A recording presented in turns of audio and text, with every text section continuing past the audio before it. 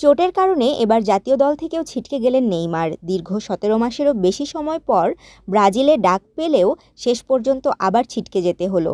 Injury থেকে মুক্ত হয়ে শৈশবের ক্লাব সান্তোসে ফিরে নেইমারও দুর্দান্ত পারফর্ম করছিলেন, যে কারণে সেলেসাওদের জার্সিতে তার ফেরাটাকে কেবলই সময়ের ব্যাপার মনে করছিলেন সবাই।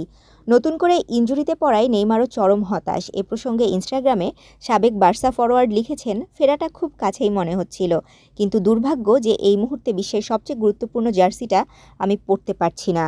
বিশ্বকাপ বাছাই পর্বে ১২ রাউন্ড শেষে পয়েন্ট তালিকায় ৫ নম্বরে আছে ব্রাজিল। নেইমারের বদলি হিসেবে এনড্রিককে দলে ডেকেছেন ডোরিভাল জুনিয়র।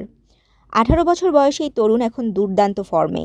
সব ধরনের প্রতিযোগিতায় রিয়াল মাদ্রিদের জার্সিতে ২৮ ম্যাচ খেলেছেন তিনি। এই সময় প্রতিপক্ষের জালে ৬ বার বল জড়িয়েছেন এনড্রিক। ব্রাজিলের হয়ে ১৩ ম্যাচে করেছেন ৩ গোল। তাশরিফা তৃষা, তরঙ্গ টিভি, ঢাকা।